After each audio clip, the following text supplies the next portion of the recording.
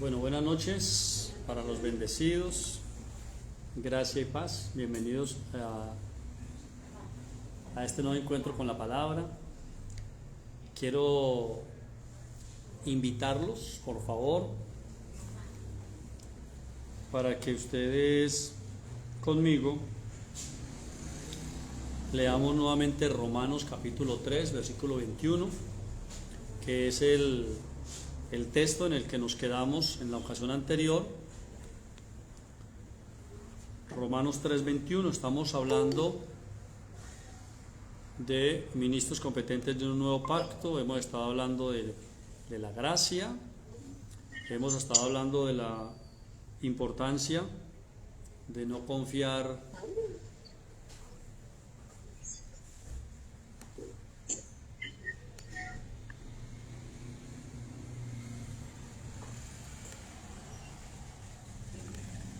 Hemos estado hablando de la importancia de no confiar en las acciones o las obras humanas para poder ganarnos los favores de Dios en nuestras vidas. Estamos hablando de que era por gracia y no por obras. En este encuentro que tenemos hoy, vamos a retomar en la cartilla, en la página número 7, retomamos allí. Y desde esa página, desde el versículo capítulo 3, versículo 21 de los Romanos. Saludamos a quienes se conectan en este momento a través de la aplicación de Google Meet. Bendiciones para ustedes, también en sus casas, en los lugares donde están, y también a quienes se conectan a través del Facebook de la congregación Iglesia Vínculo Perfecto. Pues también bienvenidos son a la reunión y al encuentro con la palabra en esta oportunidad. Le damos al Señor pues una acción de gracias por todo lo que Él ha hecho.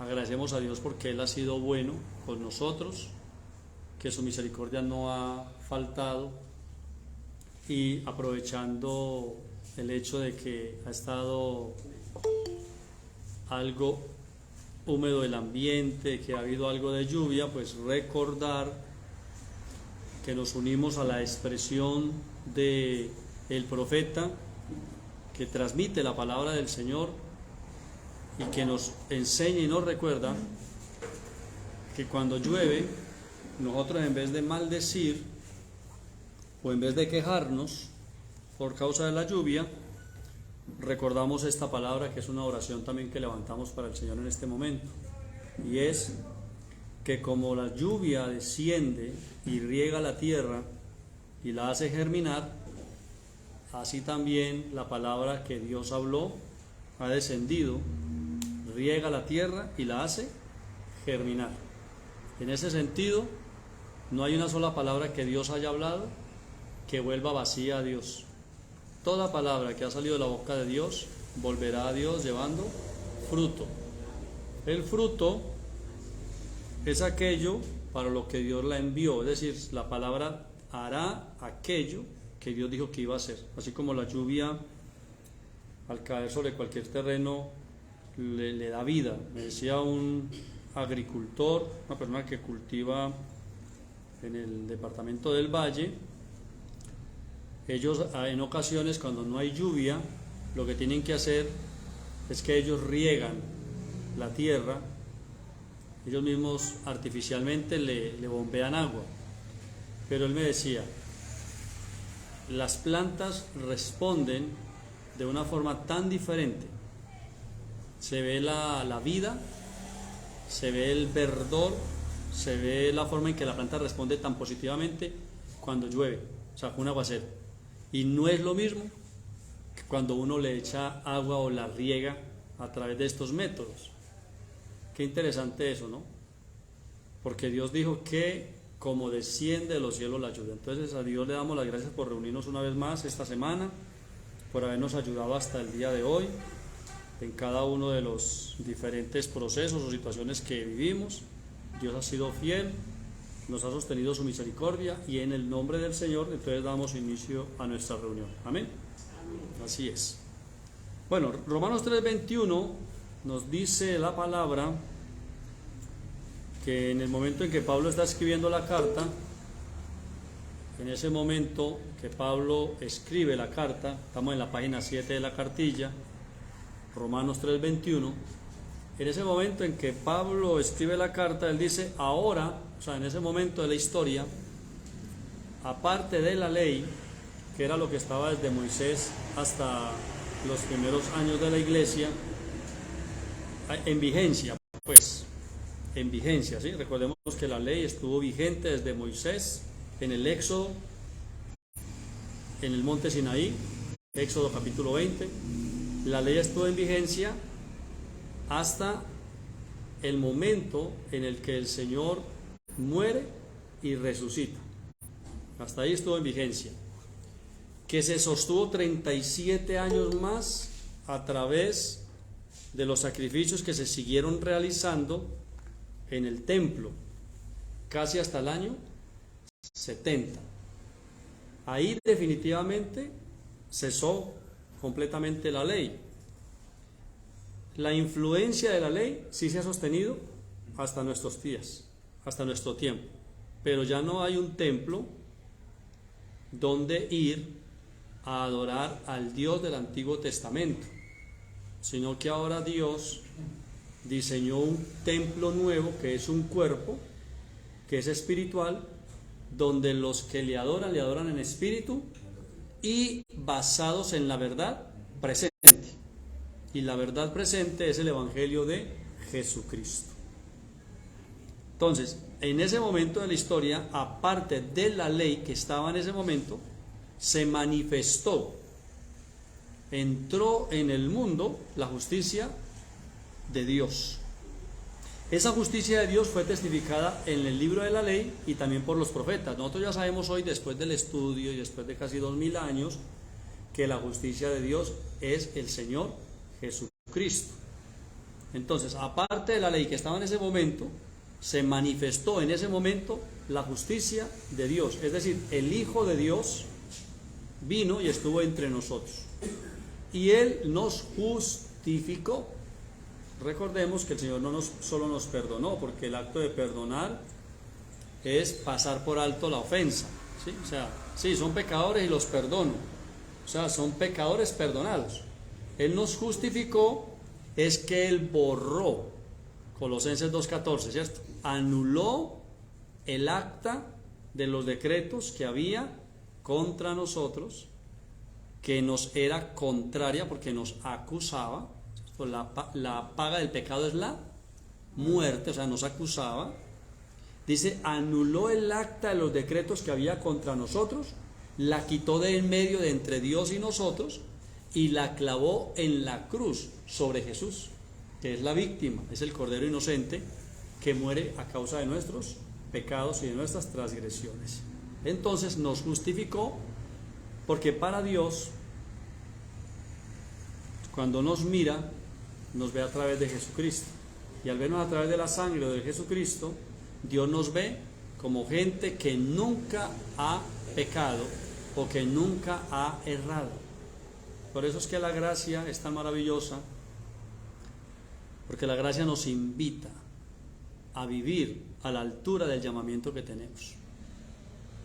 O sea, cuando yo hago la conciencia de que estoy en la gracia, digo, bueno, debo vivir de acuerdo a la gracia. Si estoy en la luz, debo vivir de tal forma que mis obras estén manifestadas también, que son hechas en la luz, no en las tinieblas. El que hace lo malo generalmente lo hace en las tinieblas o en la oscuridad. El que hace lo malo generalmente no busca la luz, porque la luz lo revela y lo manifiesta todo. Les había dejado una tarea de leer desde el mismo miércoles, Hechos capítulo 15. Quienes leyeron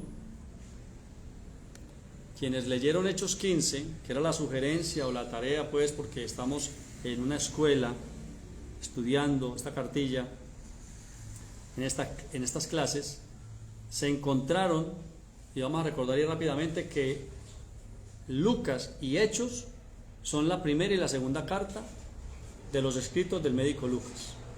Lucas y Hechos, que son escritos dirigidos a Teófilo, un amigo personal de Lucas.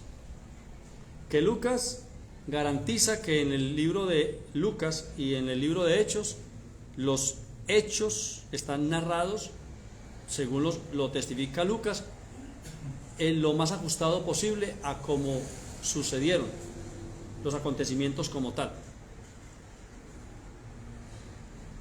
Es decir, en un orden de cómo pasaron las cosas.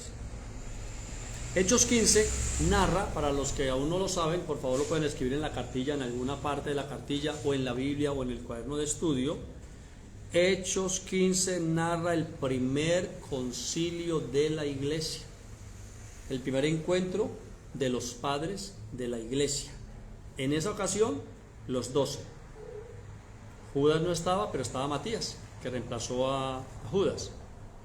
Pablo, Silas y otros que subieron con él se reúnen en el primer concilio de la iglesia para ponerse de acuerdo en temas teológicos y en qué van a enseñarle a la iglesia.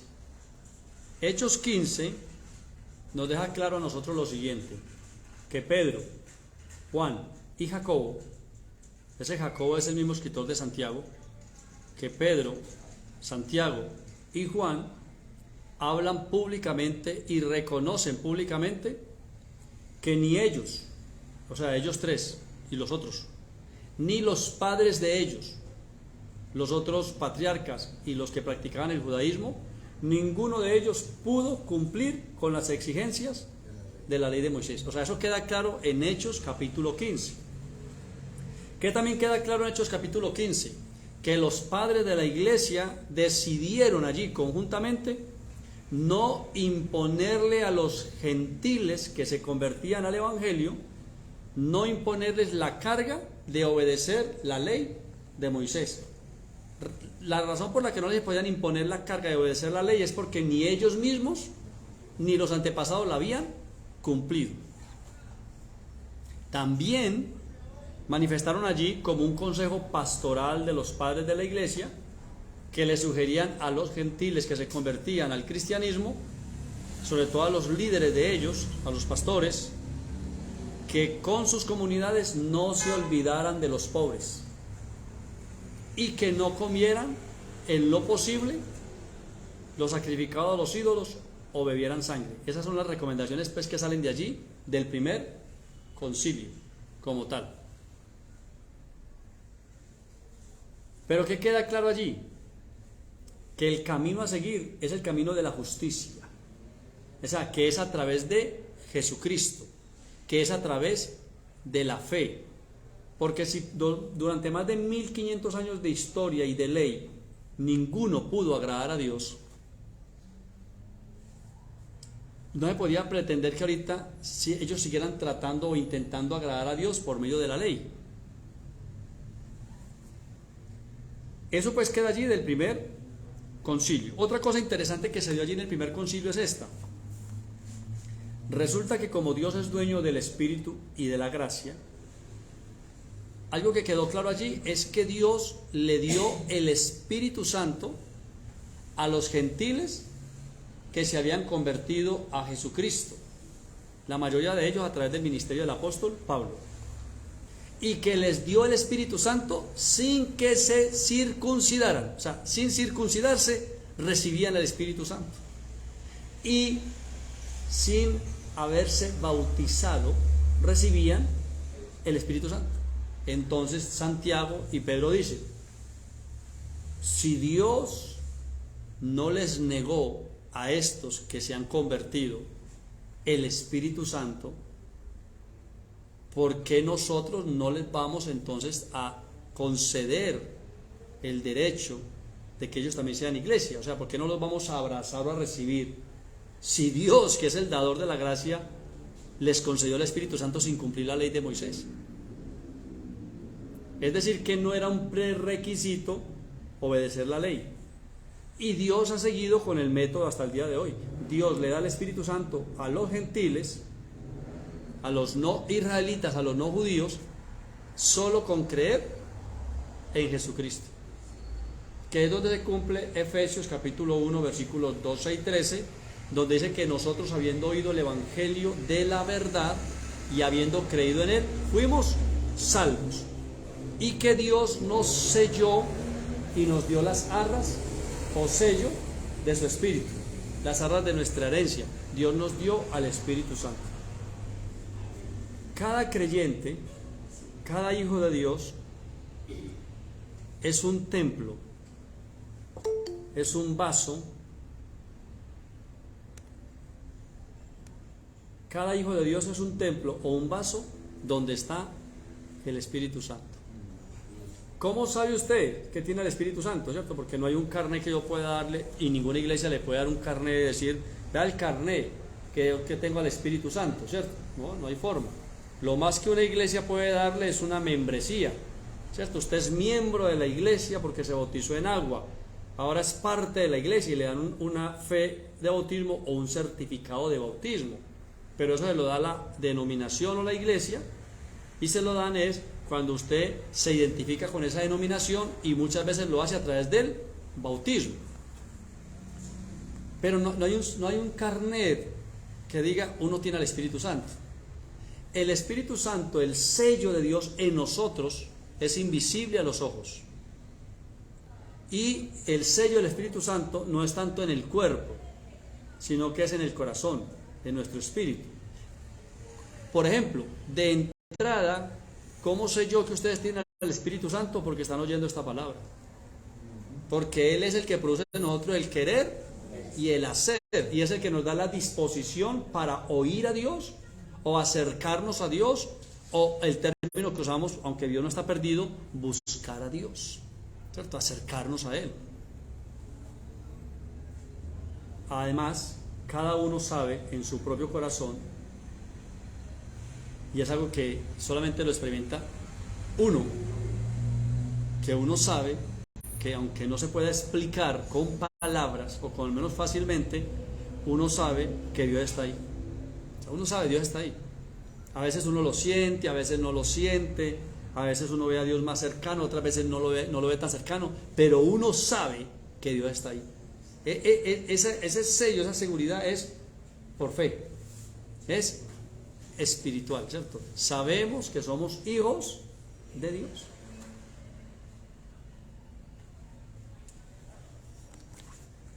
¿Alguna vez usted ha sentido deseos de orar? Bueno, esa vocecita que le dice ore es Dios, es el Espíritu que le dice ore. Piense de la siguiente manera: lea la Biblia. No está bien lo que hizo de recordarle la mamá a ese señor. O sea, Él es el que le dice a uno, le va trabajando a uno su ser, su mente, su corazón. Por favor, lea Hechos 15. Deleítese leyendo Hechos capítulo 15, el primer concilio de la iglesia y todo lo que de allí sale. ¿Por qué es importante? Porque de ahí vienen los dogmas de nuestra fe. O sea, de allá venimos nosotros. Entonces, leer Hechos 15 nos ayuda a entender un poquitico nuestra fe, porque nosotros hoy, casi 2000 años después, somos el resultado de eso que se habló allá, entre los padres de la iglesia, los apóstoles, y Pablo, y Bernabé, y Silas, y Apolo, y toda esta gente, más los 12. Entonces es muy importante que nosotros digamos, bueno, ¿qué se leyó allá? ¿Cuál es el manual, por así decirlo? Leamos la cartilla, ¿cierto? La cartilla dice, la ley, capítulo 7, en la página número 7 de la cartilla, dice, la ley produce ira, inseguridad, desconfianza, porque se trata de confiar en lo que uno hace. Estamos hablando de la ley en ese sentido directo y estricto de la ley de Moisés. 613 ordenanzas del libro de las maldiciones de la ley y 10 mandamientos principales. ¿Por qué la ley produce desconfianza, inseguridad y ira? porque la ley se basa no en lo que Dios hace, sino en lo que yo hago. O sea, depende de mí, de mi predisposición, de mi esfuerzo. Y hay que decir la verdad, es que a nosotros a veces se nos pasan cosas por alto. Se nos pasan cosas por alto a veces incluso de la vida diaria. Cosas que a veces son como tan importantes. No sé si usted alguna vez ha llegado a abrir el local o la casa y se da cuenta de que no tiene las llaves. Y uno diría, pero ¿cómo deja las llaves? ¿Cierto? O sea, ¿cómo pudo dejar las llaves? Yo llegué una vez a la comunidad, a Providencia, a abrir la capilla y me encontré que había dejado las llaves en 2 quebradas en la casa.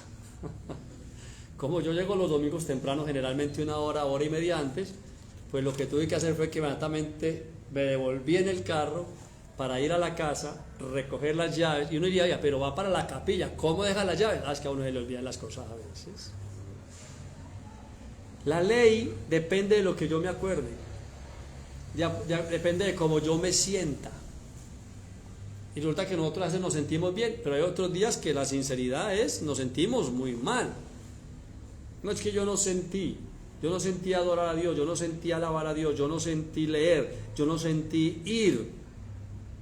Produce ira porque cuando sabemos qué hay que hacer y no lo hacemos, nos genera ira. La impotencia nos genera enojo.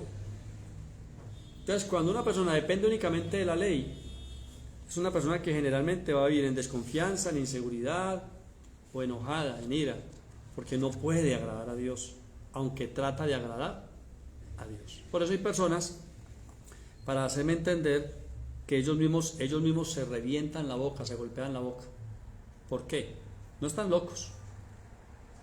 La gente muy devota, muy entregada a la religión, se autosacrifica para purificarse, para mortificar la carne, porque su boca ha desobedecido el mandato del Señor de no mentir o de no maldecir, y como mintió o maldijo, entonces se golpea la boca o se autoflagela.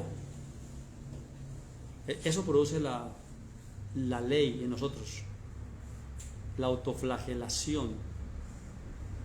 Leamos la cartilla. Hemos sido justificados gratis. Hemos sido justificados gratis, mediante la redención que es en Cristo Jesús. Ese Cristo a quien Dios puso como propiciación por medio de la fe en su sangre, para manifestar su justicia por haber pasado todos nuestros pecados por alto. Es decir, Dios tomó a Jesús, con él pagó la demanda que había de justicia, y ahora nosotros, cuando tenemos fe en la sangre del Señor o en su sacrificio, el resultado es que Dios dice: intercambio la fe de ustedes en la sangre de mi Hijo, lo intercambio por pasar por alto todos sus errores, todos sus pecados. Es decir, que Dios no los toma en cuenta. Esa es la gracia, ¿no? Que Dios no nos toma en cuenta nuestros pecados. Es decir, que cuando Dios se acerca a nosotros, o nosotros nos acercamos a Dios u oramos, Dios no está viendo un ser humano ahí que dice: no, pero este me está pidiendo, pero véalo, mentirosito, enojón, malas palabras, chismoso, dedo señalador, fuera de eso tiene problemas personales. Cuando Dios ve que le clamamos, Él nos mira y casi que literalmente Él lo que ve, vamos a hacerlo de una forma humana para hacerme entender, Él ve a un niño puro, limpio, con un corazón sincero, que le está pidiendo algo a su papá. O sea, no haya razón alguna para decir no le doy o no le entrego, porque nos ve a través de la sangre, y la sangre nos hace ver perfectos. Entonces, aquí lo que nosotros debemos hacer es sintonizar nosotros con Dios de que cuando nosotros nos acerquemos, Dios nos ve limpios, pero a veces nosotros nos vemos pecadores y sucios. Entonces casi que le decimos, yo estoy aquí orando, aunque sé que no merezco nada, pero aún así, si fuera posible, sí, porque usted es bueno, ay, si usted me pudiera ayudar. O sea que el que realmente tiene conciencia ahí todavía de que es pecador es uno. Entonces Dios trabaja con nosotros para que nos acerquemos a Él con la libertad que se acerca un hijo a su padre y le dice Padre, y Él dice, dime aquí, hijo mío, ¿qué necesitas? Entonces por eso Dios está trabajando con nosotros todo el tiempo, limpiando nuestras conciencias de obras muertas para podernos acercar al Dios vivo. El hombre es justificado por la fe sin las obras de la ley. Eso debe quedar claro para nosotros en la doctrina cristiana, que nosotros somos salvos en esta vida, de las circunstancias de esta vida, somos salvos por gracia, es decir, como un regalo. Dios quiere que nos vaya bien. Dios hace todo lo que, o hizo todo lo que tenía que hacer para que nos vaya bien. Está en nosotros que nos acerquemos a Dios en esa gracia también, y también creamos que tenemos derecho a que nos vaya bien en todas las cosas. Que Dios nos ve sin pecado porque Él nos regaló ese estado de justificación. No hay forma alguna de que nosotros, mediante la religión o las prácticas espirituales, podamos comprar la justificación. Si hubiera al menos una, Él no hubiera muerto, porque Él podría decir, ahí está el camino, es ese. No, que es muy difícil, pues mira cómo hace, pero ese es el medio. Pero no había medio. Entonces, como no había medio, Él mismo nos regaló el título de justificados. O sea, no solo perdonados, justificados. Incluso nosotros podemos perdonar a una persona, pero en ese nivel espiritual no podemos justificarla, porque por mucho que lo querramos y que dejemos las cosas quietas, de pronto en algún momento nos acordamos de que esa persona alguna vez nos quebró ese jarrón que tanto queríamos. Yo le perdoné, pero es que él fue el que lo quebró. En cambio Dios no. Dios nos justificó. Y si alguien le dice el jarrón, Dios dice el jarrón. ¿Cuál jarrón? No se da ningún jarrón. Y no es que Dios esté haciendo, es que Él dice en Hebreos y en Malaquías. Él dice en uno de los profetas menores y en Hebreos Él dice y añade, y nunca más me acordaré de sus errores. ¿No les parece extraordinario? ¿Ah? Que Dios nunca más se acuerda de nuestros errores o de nuestros pecados. Hebreos 4, 1 al 2. Busquemos en las Biblias, por favor. Hebreos capítulo 4, versículos 1 y 2. Nos dice que es muy importante que nosotros tengamos la actitud correcta para que entremos en el reposo. Vamos a mirar la Biblia. Hebreos 4, versículos 1 y 2. Recordemos que la carta a los Hebreos está ya al final de la Biblia. Por favor.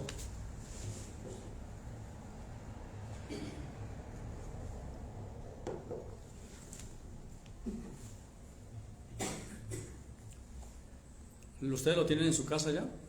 ¿Y acá también ya está? ¿Sí? Bueno. Todavía sigue vigente la promesa que hizo Dios de entrar en su descanso. Por lo tanto, debemos temblar de miedo ante la idea de que alguno de ustedes no llegue a alcanzarlo, o sea, el reposo. Pues esta buena noticia, la del reposo, que Dios ha preparado, se nos ha anunciado tanto a los judíos como a nosotros. Pero a los judíos no les sirvió de nada, porque no tuvieron la fe de los que escucharon a Dios. ¿Qué les parece? ¿Ah? O sea, ¿por qué a este pueblo que escuchó esta palabra ¿Por qué a este pueblo no les sirvió que Dios les ofreciera perdón y justificación?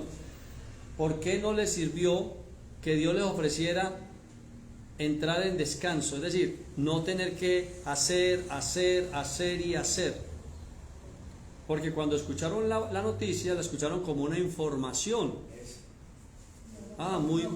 No con fe. Muy bonito, muy bueno, muy interesante.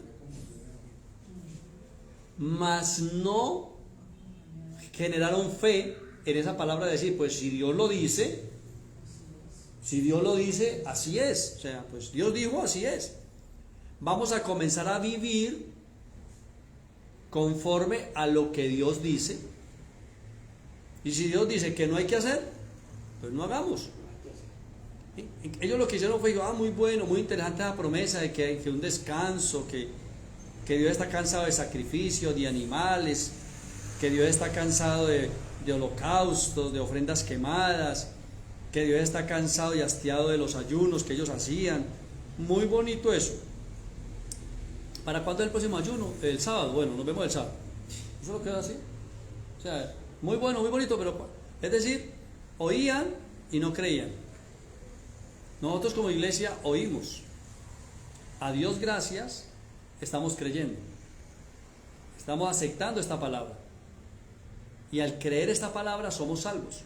Al creer esta palabra entramos en el descanso, prometido y preparado. ¿Y desde cuándo lo preparó? Desde el principio. Quiero tener un pueblo que me adore, un pueblo que me alabe, un pueblo que muestre mi grandeza, mi gloria. Quiero tener un pueblo que se deleite en mi palabra. Quiero tener un pueblo que reciba todas mis bendiciones. Esa fue la idea de Dios. Pero como apareció la ley, entonces nos acostumbramos a la ley, nos acostumbramos a hacer, nos acostumbramos a pagar el precio. Y aunque Dios nos prometía, seguíamos postergándolo y no lo aceptamos. ¿Qué es lo que actualmente todavía hace la iglesia en su mayoría? La iglesia en su mayoría sí cree en la gracia para después. Cree en el reposo para después. Creen en las bendiciones para después. Creen en el arrebatamiento para después. Creen en el perdón de pecado para después. La gracia no mira las cosas para después, sino que la gracia en fe, por la fe, acepta que si Dios dijo que es ya, es ya.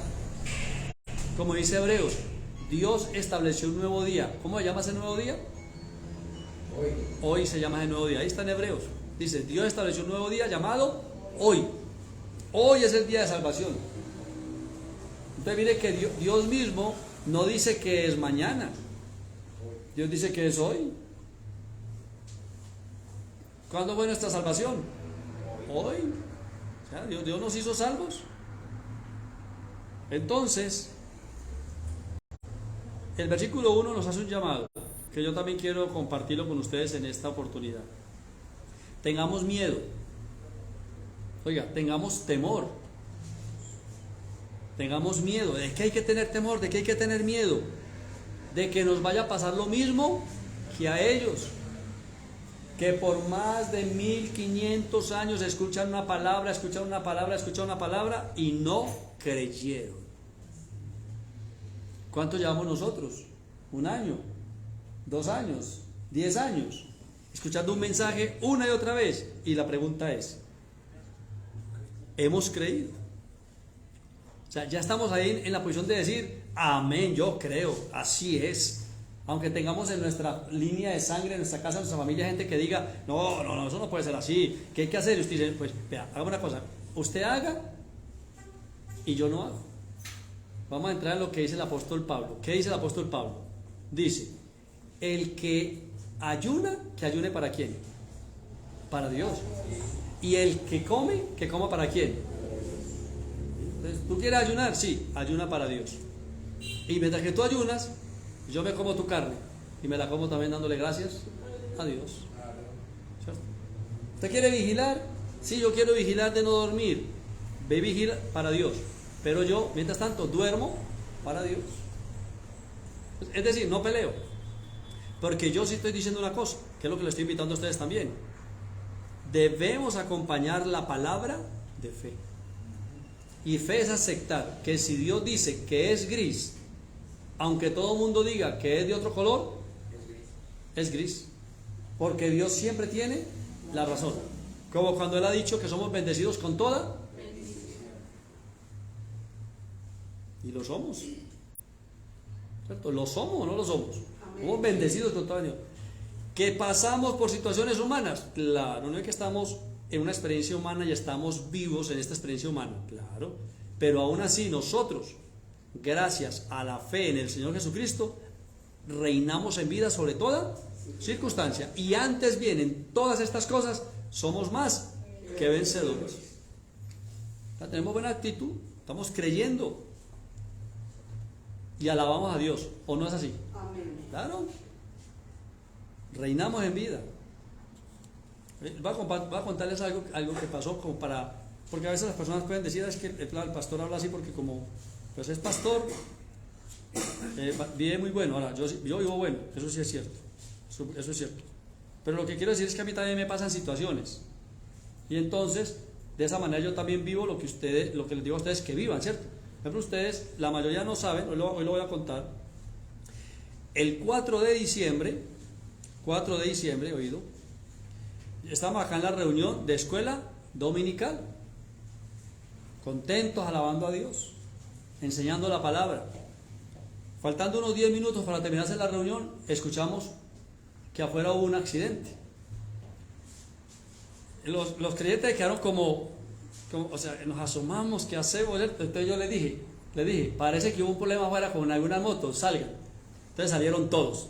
Y yo pues seguí enseñando. Luego recuerdo que Elizabeth regresó, ¿cierto? Usted y yo terminamos la reunión y me parece que don Jairo. Y las otras personas, es lógico, se quedaron todos afuera. Yo terminé la reunión, yo escuchaba que alguien se quejaba por allá, que gritaba, otra salía gente por ahí de todas partes, pero pues yo no podía decirles a ustedes ahí en la transmisión, chao, ya vengo.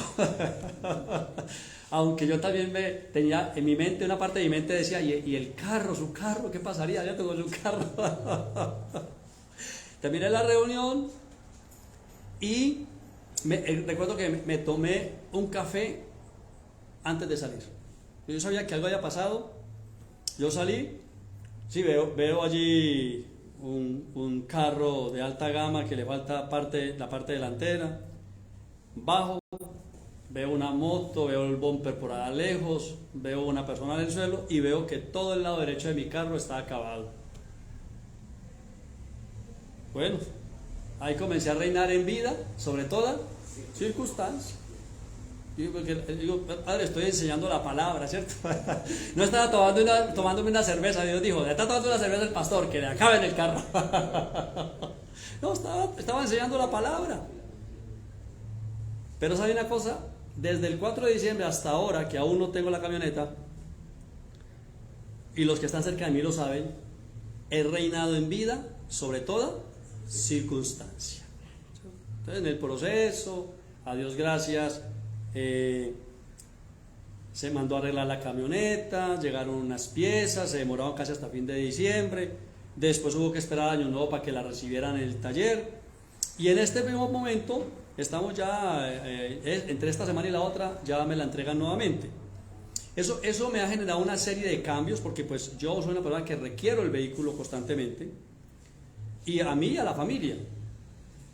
Pero aún así, a pesar de esas situaciones humanas, porque son humanas, son experiencias humanas, son situaciones humanas, aún así, la verdad de lo que Dios ha dicho permanece. Y Él ha dicho que somos bendecidos con toda bendición.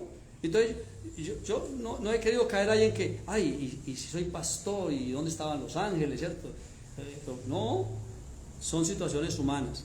Pero aún en eso nosotros podemos reinar en vida sobre toda circunstancia, porque la palabra lo dice, a los que amamos a Dios todas las cosas nos ayudan para bien. O sea, ¿y esto en qué me puede ayudar? No sé, he hecho como 2 o 3 contactos nuevos, diferentes, he conocido a algunas personas, pude testificar ese día a las personas que estaban acá congregadas que no salí corriendo, que no me enojé, que no grité, que no maldije, que no peleé con el del carro, no peleé con el de la moto.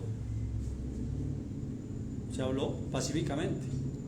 Es decir, todo lo que nos pasa, Dios lo permite. Lo permite para nuestro crecimiento, para nuestro desarrollo como tal. Y quiero decirles esto, como pastor me pasan situaciones. Vivo situaciones a nivel personal, de salud a veces, familiares, económicas, una cantidad de cosas. Y vivo bien, gracias a Dios. Y la mayor parte del tiempo estoy, digamos que muy bien. Pero hay momentos en que no. Pero aún así, yo le he enseñado a mi mente y a mi corazón a creer lo que dice la palabra. Y es que debo vivir en el reposo del Señor. Debo descansar en el Señor.